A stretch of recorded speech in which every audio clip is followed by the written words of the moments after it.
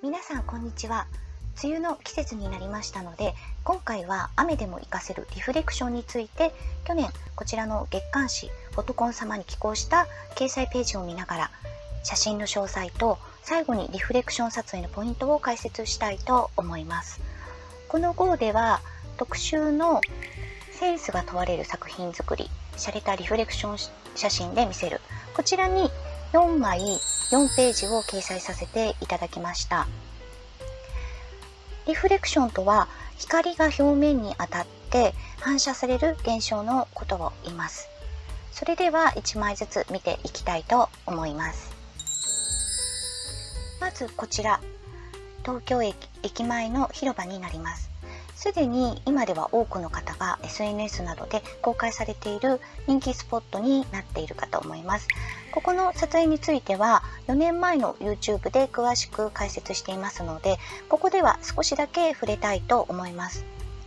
この時一番重視したのは何かと言いますと、日没後のブルーアワーの残照で明るさと色彩を確保したいでした。つまり撮影をするタイミングということです。雨が止んだ後の方が雨粒の波紋が揺らがないのでベストなのですが、明るさと色を優先して雨が降っている最中でしたけれども撮影をさせていただきました。リフレクションの撮影で大切なのはポジションと構図です。水面を生かした撮影では鏡のような映り込みを目指して広範囲にまんべんなく水が溜まっている場所を選ぶことが大事になります。水平や垂直を揃えつつ、画角に何を入れて何を入れないのか、上下だけではなくて左右のバランスも重要になります。また実像と映り込みの境界線を少なくしたいときはなるべく地面ギリギリから狙います。この時は地面にシャワーキャップを下からかぶせたカメラを直置きをして撮影をしています。フォーカスは被写体の中心に、夜は白飛びを抑えるために光が強い箇所に合わせます。風景の場合はパンフォーカスで解像度を優先して絞りは F10 前後にすると良いかと思います。また明るさだけではなくホワイトバランスやカラーシフトなど色合いを調整することでより自分のイメージに近い表現が可能になるので、ぜひ調整してみてください。2ページ目のこちらは水たまりを利用して人物を入れて撮影しました。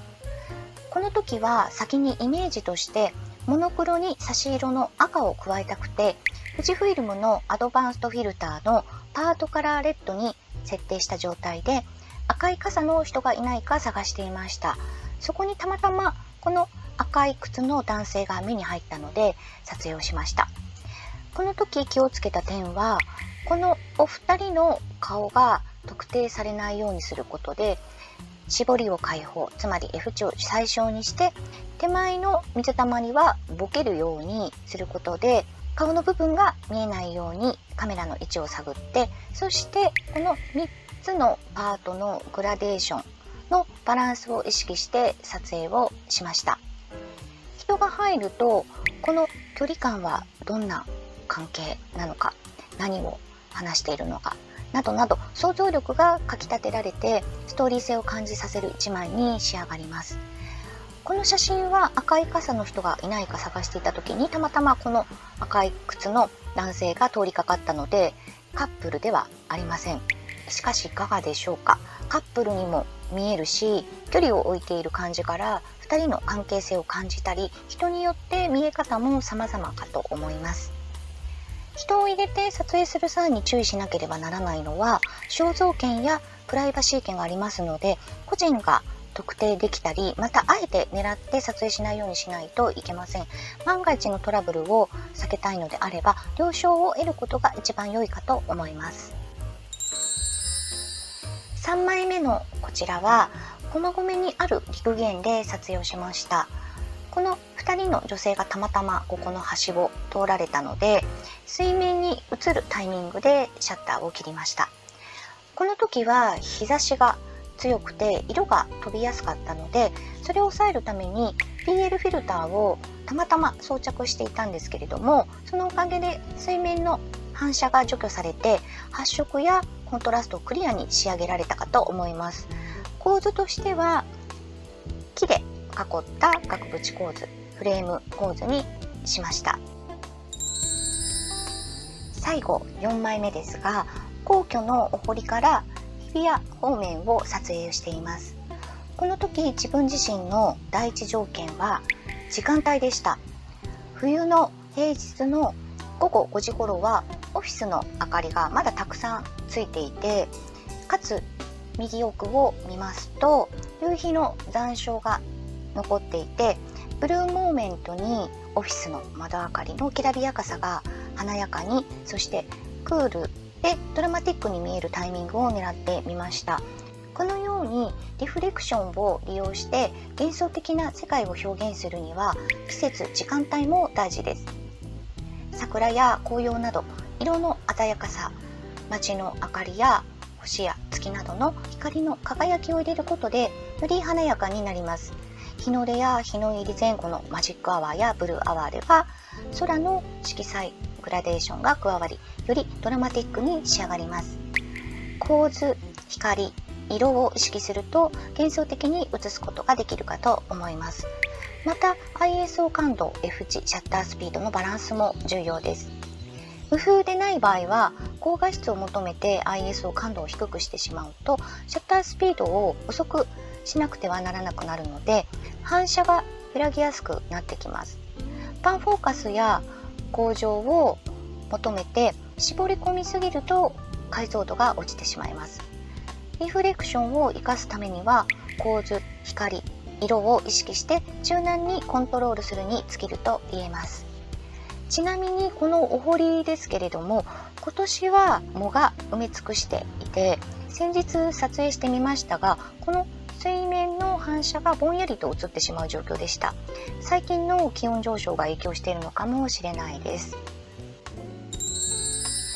4枚とも水面のリフレクションでしたが、他にもこのようなシーンでも撮影することができます。こちらは千葉県の成田空港手前にある印旛沼です。これは朝日が出てきた時に撮影をしています。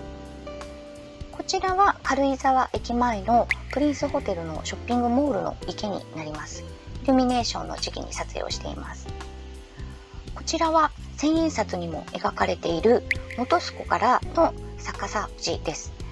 これは富士山撮影スペシャリストの方々に案内いただいて夜に撮影をしています。水たまり、お堀、湖、沼、池と水面で鏡のような映り込みを狙うには、風がない時や雨上がりなど水面が揺らいでいない状態であることが必須です。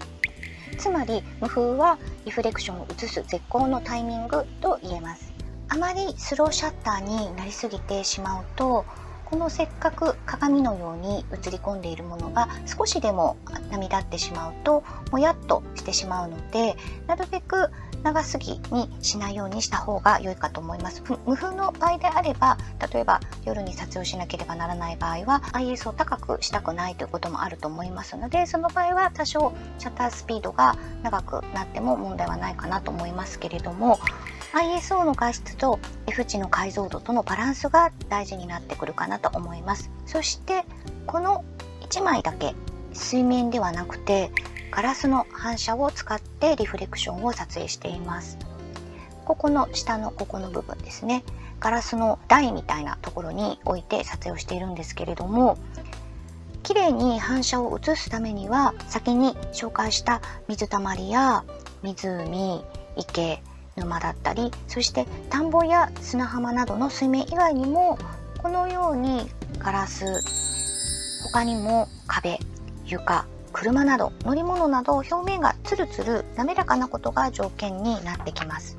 そのため反射する箇所の質感、明るさが重要になってきます。